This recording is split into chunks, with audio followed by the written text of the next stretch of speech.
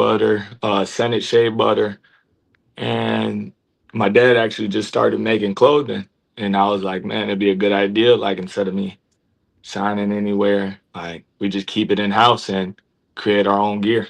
So Pretty. Nate's the shirt. Look, I you know mean, what caught my attention, Daniel? It was his tattoo. Look, I'm absolutely sleeved up, Zion. Like, I just Yeah, noticed how good his tattoo looked on the calf. You know what I'm yeah, yeah. Yeah. I had there to you get. go. Yeah, yeah, yeah, yeah, That close up. yeah. saying? The Crocs were supposed to be what caught my attention, but Right. I don't know. But Ava, how you feeling those Crocs? I think I'm not really a Crocs person, but I kind of like those. Like, Because you It's were not just rocking the it's Crocs. not just the plain colored ones. We got Yeah, some nice there. I had like I was like a victim of the glitter Crocs whenever I was little, but like those are cool. I like those. it's a different vibe. I got them in sports too. I mean, look at this dude. Look at these. He's already famous. I mean, Then looks, he was flexing them quads too. I see what he's doing. Okay. I had to go I off mean, it. we just gotta stop. Daniel's getting jealous. I mean, you got shoes, you got a Jeep, you got big legs. I mean, come on, bro. Like share the wealth. I'm trying my best. Give us regular dudes a little something. No, man, we got to get into this a little bit. So, talk to me a little bit about where you're from. Yeah, so I'm from Chicago. I grew up on the South Side in Beverly Park. I Right. went to high school at Brother Rice for my freshman, sophomore, and junior year, and then luckily I had the opportunity to go down to IMG in Florida. So I did my senior year there. I got you. So let's talk about Chicago. All right. There's always this rivalry. You're either a Cubs fan or you're South Side for life. So I'll ask you, are you a White Sox fan? I am not. I grew up a Cubs fan, and being on the South Side, that is not a good thing. But my grandpa's from the North Side. My mom is, and I kind of was raised that way. And I can truly say I wasn't a bandwagon. I liked them when the Cubs weren't good, and 2016 was the best year ever when they won the World Series. It was legit. Daniel, my White Sox fandom is still there. I played the show for the first time, and I used Frank Thomas in the home run derby, and I won. I beat Aaron Judge. You know what I'm saying? Actually, his son went to IMG, and he'd come out there and like hit with him and stuff. And that dude's huge. He's still big. He's still big, huh? He's huge. Yeah, because he's on that new Genix now. He's Yeah. You he's ready. seen his Daniel. He said all these start steroids. It made him mad because he said I worked hard to get where I was at. I'm telling you. I mean, but Frank Thomas is a big dude. I mean, but he's the one dude of that era that was mashing home runs that didn't pop. for real. I mean, him and old Cecil Fielder, remember that dude hitting Mhm. shots over Tiger Stadium? Man, that dude was hitting bombs. But tell me a little bit about family, Zion. You got mom, dad, brothers, sisters. Yeah, so I grew up with two older brothers, my brother Cyrus and my brother Jahari.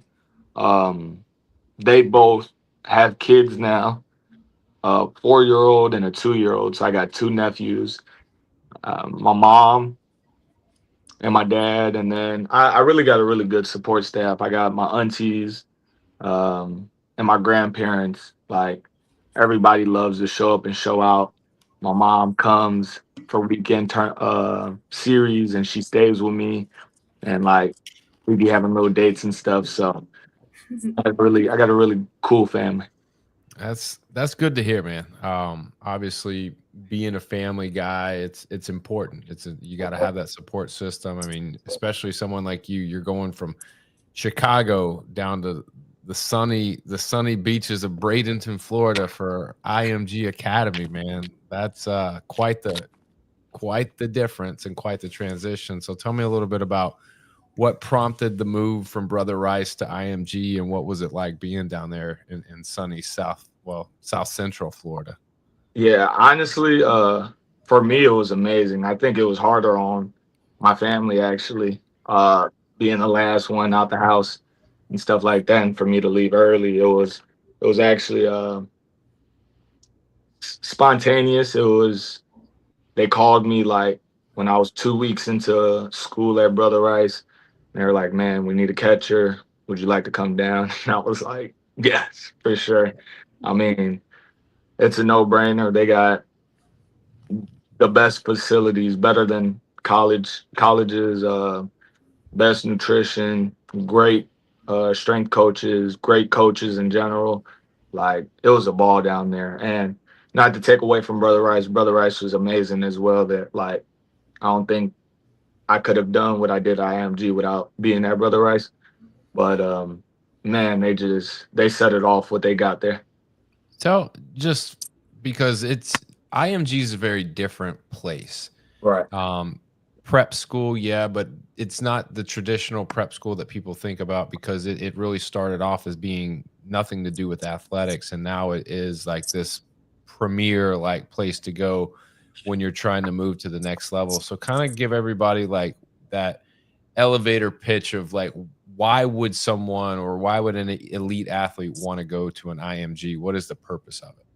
Yeah. Honestly, first of all, it's a lot better than even what they promote it to be. Like, truthfully, we went to class, probably one class a day for an hour. And then after that, tough schedule, man. I'm in. Tough day. dude, we're practicing for 7 hours a day in the sun. Don't hit me with that. You went to class for 1 hour. You get to go have fun and play baseball. You got to be out in the sun for 7. That's what I'm saying. So I mean, he's saying it's hot. It's work playing baseball. Okay. No, I'm saying the sun was amazing because from Chicago, man, half the year we got to practice inside.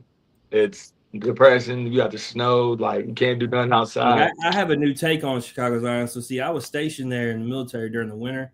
Okay. The coldest place ever. But then I went with Daniel to his bachelor party. We went to a game in Wrigley Field. Was it July, Daniel? June or July. It was dead. Either way, that outfield, bro, it was hot. And I was like, this can't be the same city I was in before. Like there was like 2 feet of snow last time I was there. Now I'm out here dying of sweat. Like Chicago gets hot. I learned that, Zion. It ain't just some cold place up north. We didn't care though. We had a great time.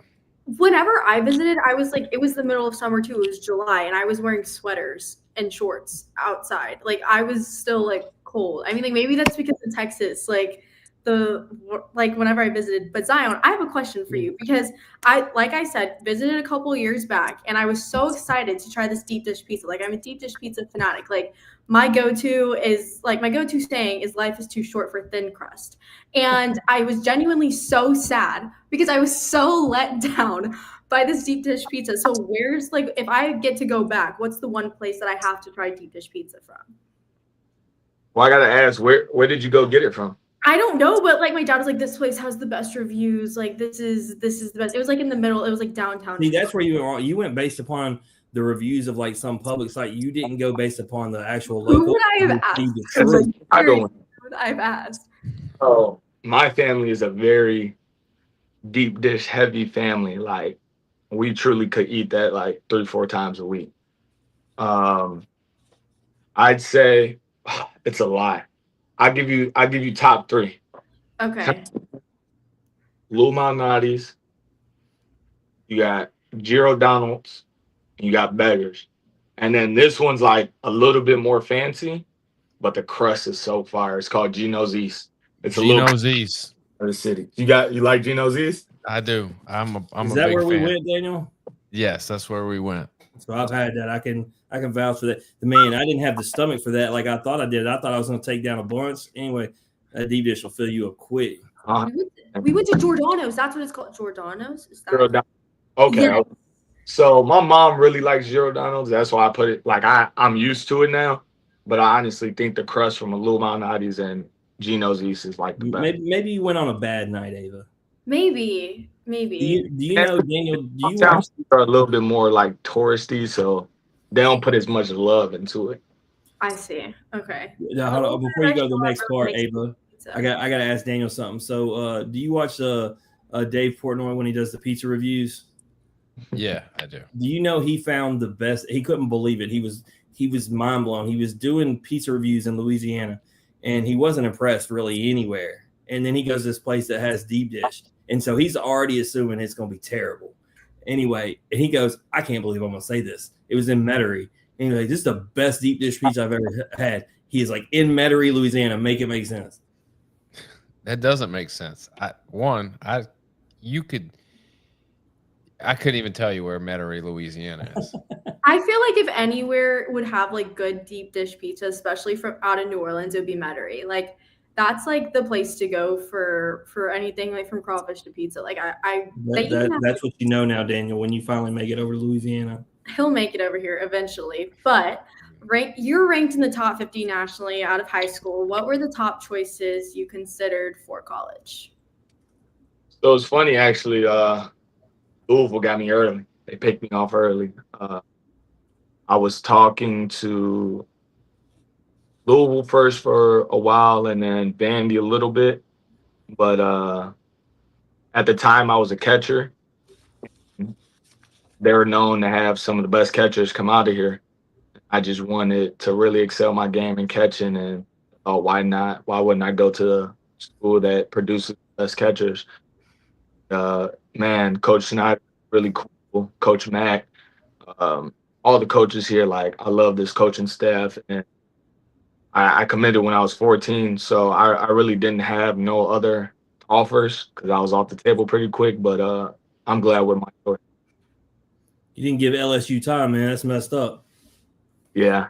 Hey, I got to thinking about it when you were. I was timelining when you're at IMG. Were you with Cam Johnson? Yeah, that's my boy. Yeah. He's finally getting his stuff back together this summer. I can't wait to see. You know he can deal when he'll tell you himself. It's a little bit of struggle mentally, but we know he's got the physical tools. So if he can get it all together, that dude's elite. No, 100%. We would play teams, and in high school, you threw like 100 with Daniel, 100 from the left in high school. But it wasn't a straight 100. It was like coming like this. And I was like, bro, we're about to throw all fastballs until as a pitching coach, give me 100 from the left. I'll tone it down to 96 and we'll throw strikes and get out. The first time I went and saw him that fall, Daniel, I remember texting you this.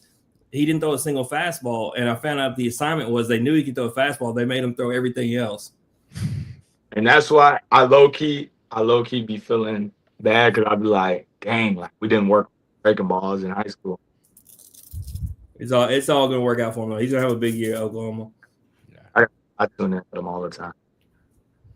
My bad, Ava. Just cut you off as usual. No, you're good. I mean, we kind of touched on why Louisville was the landing point. So now it's all you now. Oh, okay. Well, look, I saw a clip, and I got to know. I need you to keep it real with me because you batted .396 in ACC play as a freshman, which is just absolutely ridiculous. And your quote was that you were the best player, so you knew you know what you were doing. Did you know going in as a freshman you were going to have that much success for real? Are you saying I'm the best player in the nation thing? Yeah. So I think people get confused. Let me. You did say, I saw words verbatim. You said I'm best player in the nation. I did say that, but the whole thing, perfect game, made it look a little bit weird. That's my manifestation. So I feel like everybody's who you are, what sport you play, or anything you do in life. Like you believe yourself that you are the best, and you start acting. So that's really like confidence. But coming into it, I was standing. So yeah, I thought I was the best at what Daniel, how you feel about the way they cut his clips, man? Did him wrong like that? Because it just sounds like he's arrogantly saying I'm the best player. Yeah, I mean that's the way of the world, man. They're trying to clickbait everybody, but I mean they might not be lying. I mean, batting almost 400 in conference play, he just might be, and we're going to get into it in a minute, but the way he played in Team USA, but first year freshman, no postseason for Louisville. this last year you make it to Omaha. What was the biggest difference in the team? We talked to Tucker Bob some from your team about it, but for you, man, what do you feel like was the biggest difference to take the step from the one year to the next? Yeah, here you really don't have that power. For whatever reason, your audio is cutting in and out. Is it better now? Yeah. Yeah. So freshman year, I was low key. I was like just following the lead and doing what I had to do, and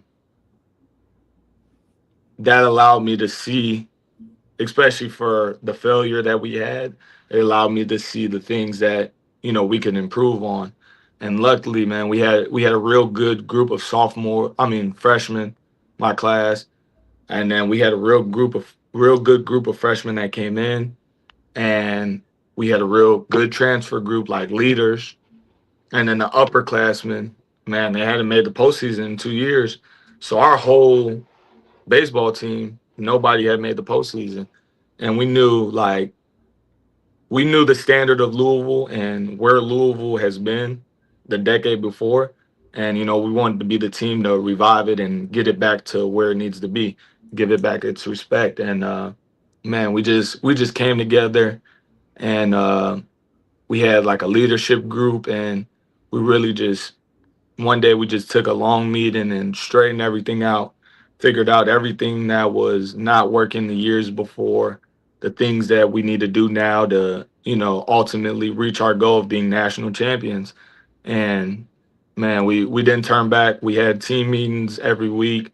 We connected real well. Like that team truly felt like a family. And I think that was the main difference. I think the year before we were just disconnected. There were small groups and stuff like that. And this year, the leaders, we had a real good group of leaders, and outside of that, we had a real good group of followers and minor leaders, like doing what they had to do to give to the team and give to us getting to that national championship. Yeah, you could see the chemistry, you could see the family, and that means everything. You can have all the talent in the world, but in a game like this, if the team can't be as one, then and so really solid. We loved watching Louisville this year. You individually, I made a comment about the quads earlier, but you can see the muscle you put on. You had 8 more home runs, 7 more doubles, so the power numbers were there, man. How big of a deal was the weight room for you? Yeah, I think it was not as much as the weight room. I think it was just learning my body, got more time, played more games, and just understood the league a little bit more, even though I didn't, hit for average as much. I went through some failure, and like you said, the power numbers went up. I think that was just naturally for me getting older and second year in the league, and I think it's only going to improve again, especially with this work this offseason. I'm about to get. The numbers will be way better. Yeah, no doubt. You had big games against Oregon State and Arizona, hitting bombs and Charles Schwab. A lot of guys didn't do that, man. Not too many home runs were hit. You were also robbing, big time plays, man. Just recapping. Obviously, your goal is to win a championship, but it's no small feat making it to Omaha. And then when you get there to absolutely show out, man, just how much fun was your experience in Omaha? Man, it was amazing. It was truly one of those things that are better than what people make it seem to be. Just that adrenaline, especially that first game of seeing 25,000 in the stands, like, and it was sort of surreal, like just thinking, like, man, I watch these guys on TV, and now I'm one of these guys playing on this field, and it comes quick, and it's just like I'm really on this field. So it was an amazing experience, and what made it even better was the team. Like at the end of the day, all the trophies, collect dust and stuff like that. But like just playing on the field with those boys and being able to go as far as we could, like that was really fun. My favorite part was y'all, beating Oregon State because Daniel, I told you about it. Daniel normally comes there and meets me there. But all the Oregon State fans were sitting there during the LSU Arkansas game, And I told them they're literally having the conversation about which one of these teams they want to beat in the championship.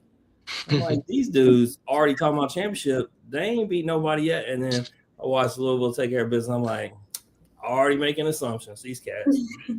Yeah, it was almost crazy how it was set up. They walked us off, and then we walk them off to eliminate them. So yeah, I will ask, man, that Coastal Carolina team, do you feel like obviously y'all, I know y'all give respect.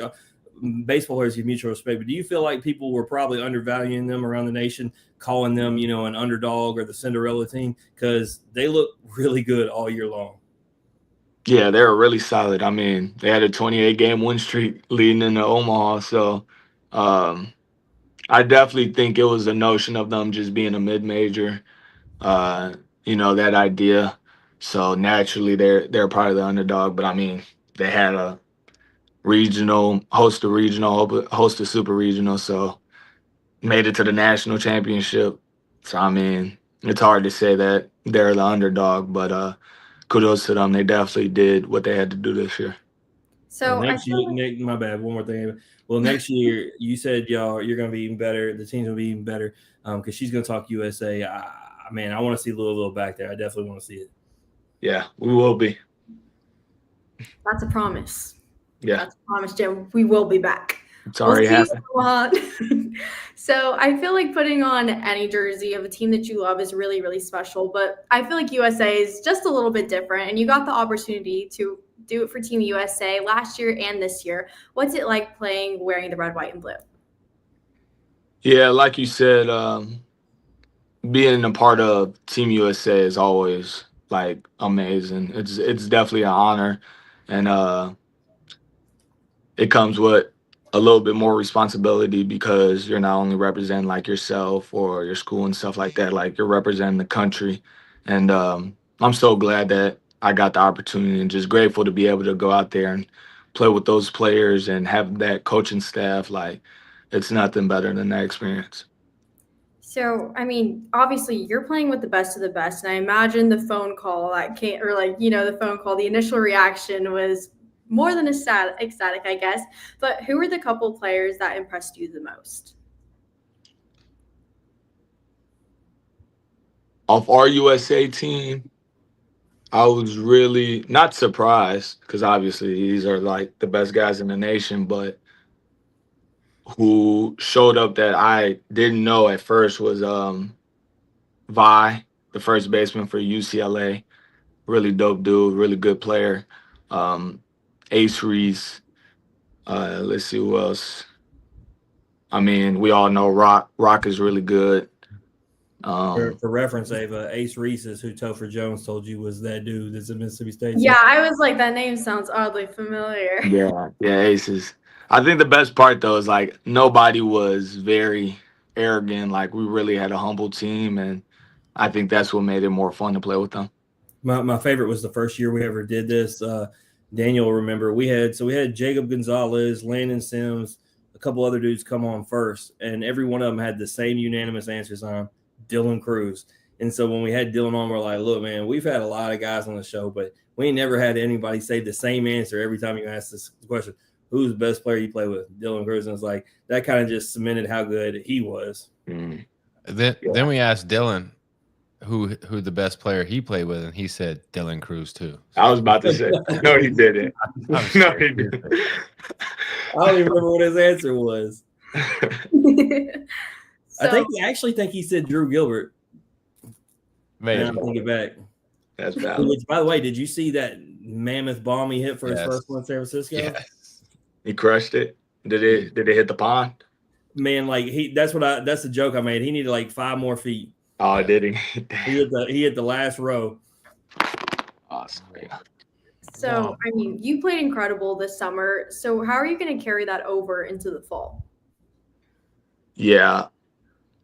I think I'm gonna just take that confidence with me. There was a lot of things I still needed to work on. I was able to go and get some training in Atlanta, so I'm really excited. Like this is the first time that I feel like I've really had a large gap to really work on things and make adjustments without making them in season. So I'm really excited for what I can bring to this team for the next season.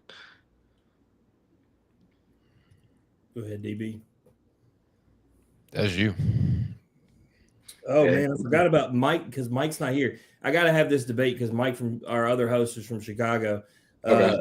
I got to know something's on. We're going to end this debate with you, Daniel. Do you agree we can put this to rest with Zion?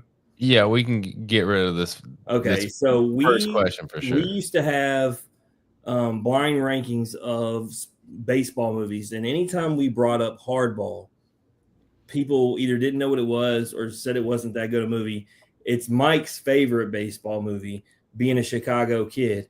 I asked you the same question as a Chicago kid. Is Hardball a good baseball movie? Not good. Wait. Don't be mad at me. Wait, it's hard. Is it a good movie, period? No. I'm trying to figure out, is Hardball the one in New York? No, it's Keanu Reeves where he's coaching in Chicago with the inner city kids. Was that Chicago? Yeah. Yeah. See, he didn't even know it's the Chicago. One. Wait. Is it the one where they're like, we going to this ship? Yeah. We going to this ship? Yeah, that's a valid movie. Where the kid dies? Yeah. That's a great movie. That's the first movie I cried from. The It is so valid that a guy from Chicago doesn't even know a movie about. I thought it was in New York. That's bad. No, because remember he's betting on Bulls games. That's bad. I ain't watched it in a minute. I just remember him dying, and then I was crying. No, it really is. It really is a good movie, but yeah. To Mike thinking it's literally like one of the greatest sports movies, we're like, that's a little much of a stretch. I'll put it up there because I still, like you said, I remember it, and I don't even know. If you don't know this next movie's from Chicago, because we want to know. I'm thinking that you might say it's better because it's saying it made you cry, but Rookie of the Year, Rowan Gardner, the kid pitcher, Chicago Cubs. Is it better than that movie? I never watched that one. Oh, Jesus. That the one where he has homework now. He has homework now. It's not just me. Is that the one where he throws it from the outfield all the way to the catcher's mitt? Yeah. I don't know. Just off of that clip alone, I don't know. I know. Please don't be disappointed in me. I'm not baseball movie. It's a good thing you're really good at baseball. My baseball movie etiquette isn't up there. You don't have to watch baseball movies. So I'm sorry. No, Ava, you still got your homework. Don't think Zion gets you homework. Give him homework though. No, I don't got to give him. He knew Hardball. No, send me the movies because I need some movies to watch. So Rookie of the Year. Ava, next time we do a podcast, we're gonna know all the movies. Yes, I'm gonna finish Summer's Catch by the next time Zion is on the podcast. Did you do your homework from last night that wasn't a movie? No, I was focused on. I bet Daniel. I bet Zion probably knows both of them. Let's just see. We're gonna give Zion a quiz. So let me pull the. So last night our guest had to rank 7 players of 14 who were top 10 overall picks in the MLB draft that have came on this show. It was Dylan Cruz, Chase Burns, Chase Dollander, Charlie Condon, Cade Anderson, Nick Kurtz, and Paul Skeens. Now the homework I gave her was Chase Burns and Nick Kurtz came off the same team as another guest on the show who is also drafted in the top 10. I said, go find that player. Do you remember the other Wake Forest player that was drafted in the top 10 along with Nick Kurtz and Chase Burns? What's his name? I know who it is. It's a light-skinned kid. The third. Oh, no, he played out. He bounced from the infield to outfield. Infield and outfield. He could rake. Was his last name not King? It is King. Seaver King. Seaver King. All right, but there's no way he doesn't know this other one, Ava, because he plays in the ACC. Said sticking to Wake Forest, another guy who's been on the show. I thought I was like, you know what? I'm just going to give you Wake Forest homework, and for no reason at all. Anyway, who's the ACC all-time home run leader, and he broke it the year before? Before he played it the year before last.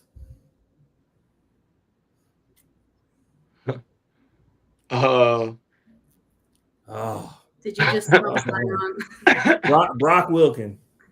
Oh yeah, I definitely. Wait, I wasn't even in school. No, you weren't in school yet, but I thought you. I mean, a guy who hit 78 bombs might catch your attention. Yeah, how many? 78. I don't blame them. They That's play pretty on good live. career.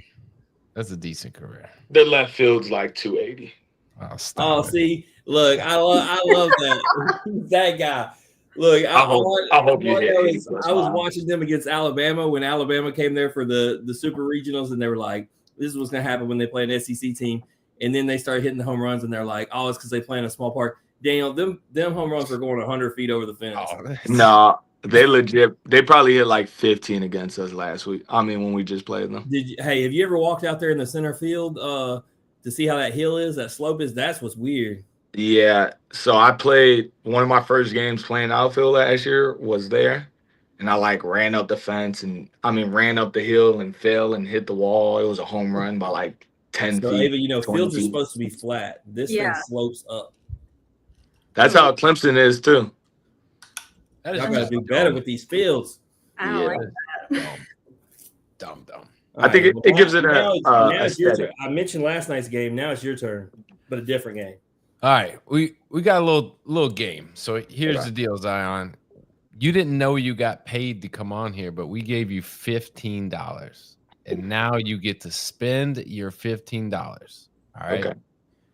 So we're gonna do the World Series experience. So we're gonna start with tickets. We're gonna pick our tickets. We're gonna pick our food. We're gonna pick our drink, and then I got some miscellaneous funsies that you get to choose from.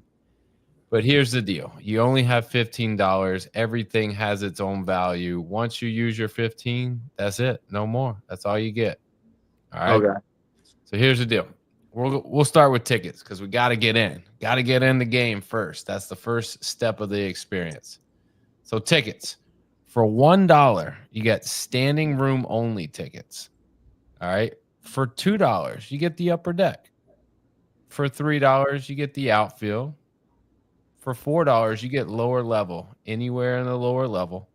And then for $5, you're getting right behind home plate. What are we going with? Standing Game room. 7, World Series. If you've been to Omaha, which you have, standing room only is not a bad ticket. It's in the shade. You can go from first base all the way around to third base. You know, Daniel, it's how you not gonna bad. sell them on that? We sat literally behind home plate and standing room only, and I know you ain't picking standing room only. No, we're gonna take home plate. But upper deck, I mean, you can see the whole field. I mean, it's got some value there. Outfield, that's where everybody's having fun. Outfield, it's crazy. It's a party. Lower level, you know, now you get some perks. You get some cushiony seats. You get a little better view. You might get some celebs in there. Yeah. And then home plate, you're gonna get radar guns, scouts. You're gonna get the whole shebang. You're gonna get the leather padded, you know, nice seats. You're gonna get it all. You're gonna have somebody come down taking orders, man. Daniel, you work for the stadium over here selling. I know, I right? Like, do. you should be selling these tickets. No, seriously. God. I do. So look, this is how I look at it. Home plate. I really don't like the view from home plate. I'm not gonna lie. I like to really see everything that's going on, and I feel like I'm limited from home plate. I can see just fine from behind home plate. You can't. I can't. I don't like being on the he's not same wrong. level. You see the strike zone, but like when we watch home runs hit, man, like it's hard to see that launch angle. I can't really You see see it. what I'm like? I don't like to be level with. Or I'll give you one, Zion. You remember the mistake the left fielder made for Arkansas against LSU? Yeah. I was sitting behind home plate for that game. I thought he just dove him in. I couldn't see anything that actually happened in that play. You can't really read nothing. Okay, so look, lower level. That's where you get like the sunlight. I feel like I don't like to sit too much in the sun. Like I like to chill out and enjoy the game. Same thing with the He's trying to sit outfield. 25 rows back underneath the awning. True, you could do that. That's why lower level would be valid, but I don't know what else is on here. So I'm gonna save my money a little bit. Outfield, it's too much going on out there. Too many kids, too many distractions. Standing room, I'm not standing. So I'm gonna go with upper deck. I got a good height. I feel like sometimes I could catch the shade in the upper deck, and it's $2. So I'm gonna go with upper deck. That's a value. Hey, Yeah. you get what you want, man. That's how this game works. All right, Yeah. $13 left. We're Okay. in the game. We got a seat. Now we got to get some food. What Okay. are we talking about? All right, we got peanuts. That's a staple. Peanuts, pretty solid. Make a little bit of a mess, so on the dollar end, very Okay. cheap. Popcorn. Once you hit that smell of popcorn, it's like, man, I gotta have some popcorn. No mess. Maybe your hands get a little bit buttery, but you lick your fingers and you have a good time. A Okay. pretzel. Pretzel, in my opinion, is just an overrated ballpark food, but Yeah. it's if you're sharing it, it's nice and easy to tear apart and easy I to ain't never share. got a pretzel at a baseball game. All right. Ever. Okay. Okay. $4. Now this is a high price item. I don't know why. It's a ballpark staple. You got a little glizzy for $4, a little hot dog. So Okay. and $5, you're going big time. You're going bougie. You're getting loaded nachos. You're getting the cheese. You're getting Okay. the pico de gallo. You're getting Okay. the meat, the Okay. sour cream. Daniel. Okay. Again, I like to save my money, so the $5 is over for the loaded nachos. Does the pretzel come with a cheese cup? Of course. Of course, it comes with some type of side sauce. I was hoping you said no. I don't know if I like pretzels enough, so I'm gonna take the pretzel out. Hot dog, I feel like you gotta have a. Can I get two things, Yeah. or it's gotta be? You have $13 to That's good money. spend. Oh, but for sure. You have So the two hot more. dog. You have two I more feel like. categories after this, so just remember Oh, that. I'm gonna have money. Let me get that hot dog because I feel like that's like you can't go to a baseball game without a hot dog. All right. Popcorn, I don't know about that, and the peanuts, like, yeah, you gotta do the peanuts. So I'm gonna go peanuts and hot dog. All right. So now we're down to $8. $8. Okay. Got some food. Now I got to get something to wash it down with for a drink. What Okay. you choosing? Okay. Water for $1. You do not have to explain Powerade the things, for Daniel. $2. You get a little soda for $3. You get some beer if you're of age. Salesman Look, for look, alcohol, and hey, here's the thing, Zion. We're gonna pretend that you're 21 on the beer. It's a staple of baseball. If you said that, no judgment here. Okay. Yeah. So look though. Does this bottomless drink pass come with all of these? All of them. Come on now. Whatever Give you me want. that. Give me that. $5. All right, you got $3 left going into our last category, which is the miscellaneous. This is the fun stuff. All right, first one. You just get a little souvenir. It might be, a little ice cream helmet. It might be a little bat. It could be a number of different things, but for $1, you're gonna get a souvenir. Okay. For $2, you get on the field, take a little picture. All right, no players, just a picture of the field. You can be in the picture, but on the field. $3. I think this is where I'd spend my $3. Throw in the first pitch.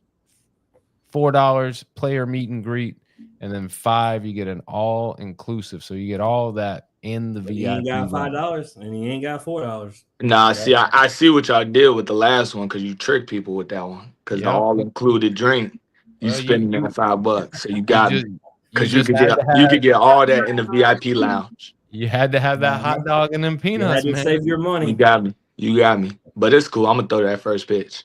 Let's go. Are you going in there slinging it as hard as you can? My power outlet. That's a first. Jim, do you think you could throw a strike for a first pitch? Yeah, but it's not coming hard. I'm literally gonna lollipop that thing to the glove. Ava, do you think you could throw? No. Because Daniel, if I try to throw it hard, it's gonna be over the top Wild Thing style. That's I was like, there's no way. And even if I don't understand. Hardest. I don't understand people. Like, I get it. You throw one high, you throw one low, you bounce it. Like, I can understand all that in the vicinity of the plate, but those people who throw pitches that are just not even close, like I just don't know. You know who threw a strike coming off a perfect cartwheel?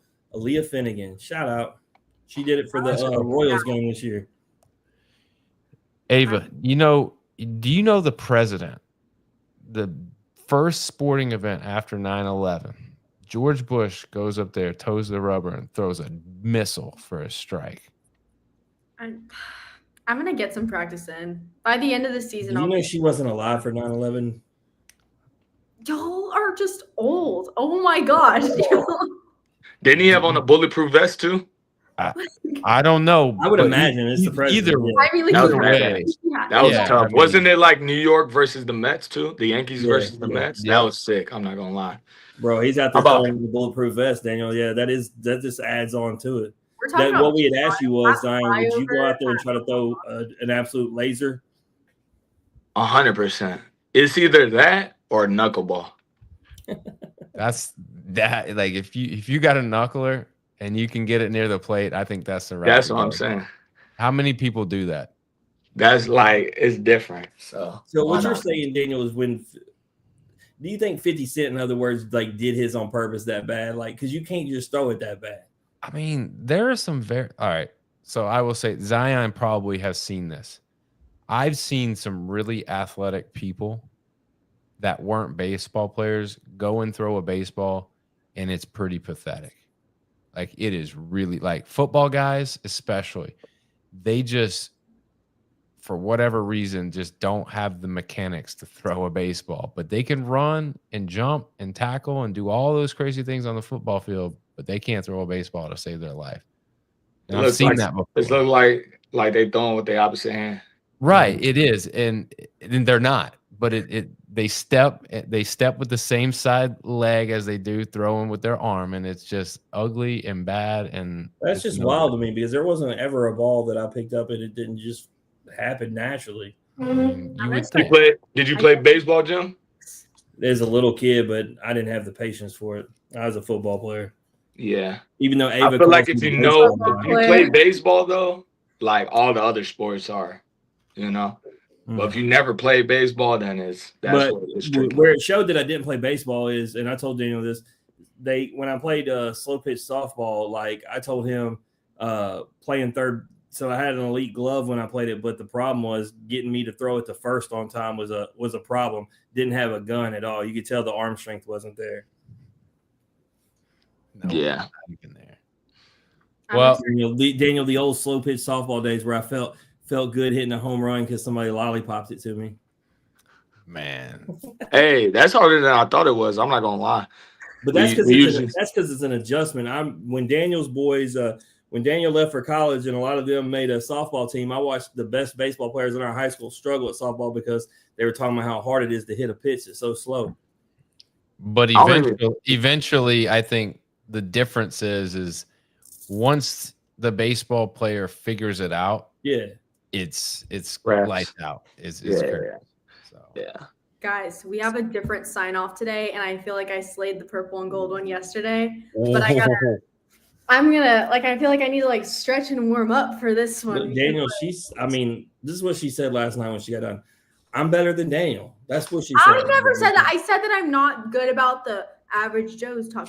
So we gotta get Zion caught up because he's probably like one of the time. So Daniel has always signed off this show, but I started having Ava do it for fun just to mix it up, and so she's a little rusty at first, but now she's feeling herself. She's saying she might be better than Daniel. We did the purple and gold chat yesterday, and that was a different sign off. So I that one just rolled off the I mean love purple, live gold just sounds good, but now I gotta be like. You trying to say Daniel's tagline? I gotta be DB, mini DB.